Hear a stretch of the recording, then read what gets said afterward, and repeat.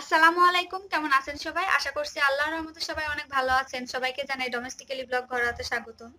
আজকে আপনাদের মাঝে নতুন একটা রেসিপি নিয়ে চলে আসলাম। আর আজকের রেসিপিতে থাকবে এসিআই পিওর শাহী হালিম মিক্স। আর সামনে যেহেতু রমজান, আর রমজানে ইফতারি হালিম না হলে বাঙালির চলেই না।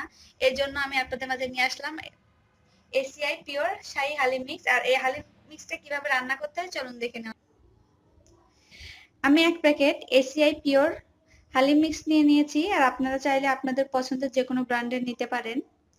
আর এই প্যাকেটের গায়ে প্রস্তুত প্রণালী সবকিছু দেওয়া আছে। আমি এখন প্যাকেটটা খুলে নিব।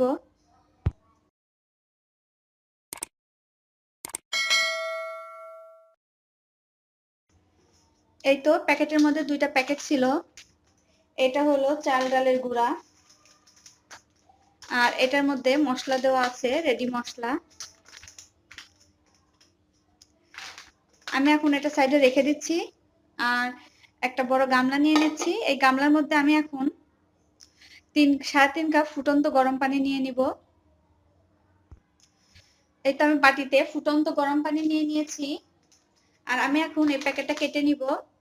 এই তো আমি চাল ডালের গুঁড়াগুলো আমি এখন এই পানিতে দিয়ে দিচ্ছি। আর অবশ্যই সঙ্গে সঙ্গে নেড়ে দিবেন, যেহেতু এটা গরম পানি, নিচে দলা পেকে যাবে। আমি এখন এই বাটিটা ঢেকে এক সাইডে রেখে দিব। আর আমি এখন চুলাতে যাচ্ছি। আমি এখন এই ঢাকনাটা এক সাইডে ঢেকে রেখে দিব। আমি চুলাতে একটা হাঁড়ি বসিয়ে দিয়েছি। আর আমি এখন পর্যাপ্ত পরিমাণ তেল দিয়ে দিব। আমি 1 কাপ পরিমাণ পেঁয়াজ কুচি দিয়ে দিচ্ছি। পেঁয়াজটা আমি বাদামি কালার করে ভেজে নিব।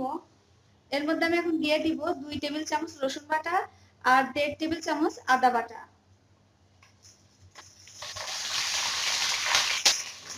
আমি এখন আদা এবং রসুন একটু ভালোভাবে কষিয়ে নিব, যেন কাঁচা গন্ধটা না থাকে।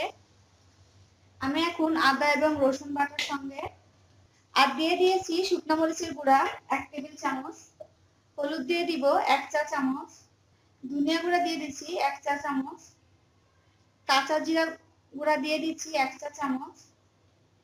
এখন আমি মশলাটা কষিয়ে নিব। আর সেই সাথে আমি দিয়ে দিব এসিআই পিওর হালিম মিক্সের মশলা। এখানে আমি 1 টেবিল চামচ পরিমাণ রেখে দিব আর বাকি সবটুকু দিয়ে দিব। এই তো আমি সামান্য কিছু মশলা রেখে দিয়েছি। আমি এখন সামান্য একটু পানি দিয়ে মশলাটা ভালোভাবে কষিয়ে নিব। আর দিয়ে দিচ্ছি স্বাদ মতো লবণ। মশলাটা কষানো হয়ে গেছে, দেখতেই পাচ্ছেন মশলার তেলগুলো উপরে চলে আসছে। আর আমি এখন আগে থেকে ধুয়ে রাখা আধা কেজি গরুর গোশত দিয়ে দিব। আপনারা চাইলে যে কোনো গরু দিয়ে করতে পারেন, খাসি কিংবা মুরগি। আমি এখন গোশতটা কষিয়ে নিব। সাধারণত আমরা যেভাবে গোশত রান্না করি ওইভাবে একটু গোশতটা কষিয়ে নিব। আর আমি কিন্তু এখন পানি দিচ্ছি না, কারণ গোশত থেকে পানি বেরোবে।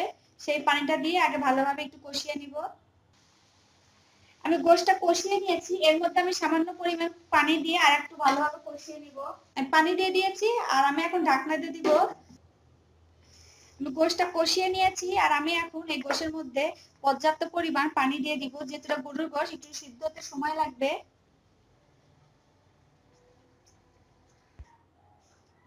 এই তো আমি সেদ্ধ হওয়ার জন্য পানি দিয়ে দিয়েছি।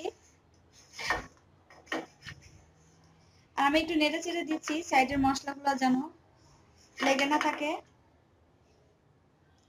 আর আমি এখন ঢাকনা দিয়ে ঢেকে দিব আবার। আমি গোশতটা রান্না হওয়ার পরে আমি আবার ফিরে আসছি।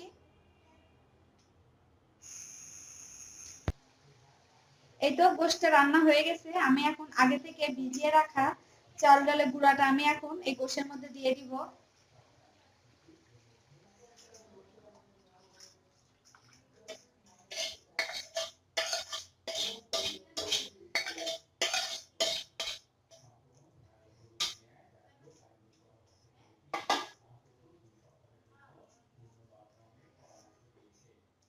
গোশের সঙ্গে আমি চাল ডালের গুঁড়াটা এখন ভালোভাবে একটু মিশিয়ে দিচ্ছি। আর কিছুক্ষণ পর পর কিন্তু নেড়ে চেড়ে দিতে হবে, নাইলে নিচে লেগে যাবে। চাল ডালের গুঁড়াটা যখন ঘন হয়ে আসবে তখন নিচে লেগে যাবে। এই জন্য কিছুক্ষণ পর পর ঢাকনাটা খুলে নেড়ে দিতে হবে। এই তো বলক চলে আসছে, আমি একটু নেড়ে দিচ্ছি যেন নিচে লেগে না যায়।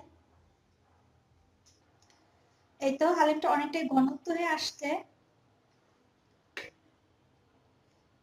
আমি আবার একটু নেড়ে চেড়ে দিচ্ছি।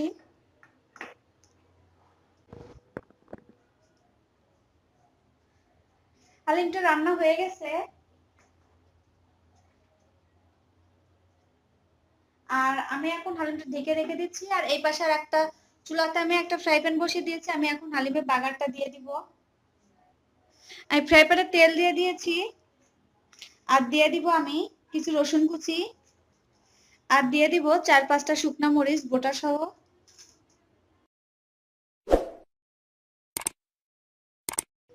এই তো আমি বাগার দিয়ে নিয়েছি। এর মধ্যে আমি এখন বাকি মশলাটুকু দিয়ে দিব। নামানোর সময় মশলাটা দিলে ফ্লেভারটা একদম পারফেক্ট আসে। মশলাটা মিশিয়ে নিচ্ছি। আমি এখন হালিমটা নামিয়ে নিব। আর আমি আমার পছন্দ মতো করে একটু সাজিয়ে নিব। হালিমটা এখন একদম রেডি। আর আমি এখন হালিমটা নামিয়ে নিব আর আমি আমার পছন্দ মতো একটু সাজিয়ে নিব।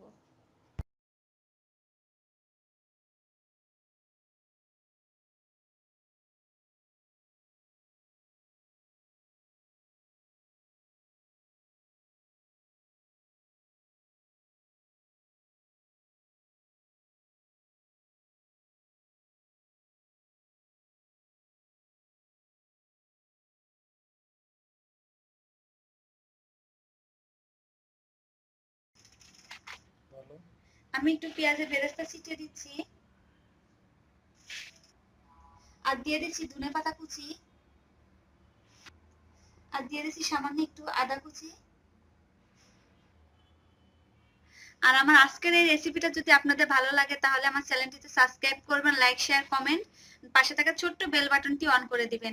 আর আজকের মতন আমি এখানেই বিদায় নিচ্ছি। আল্লাহ হাফেজ, আসসালামু আলাইকুম।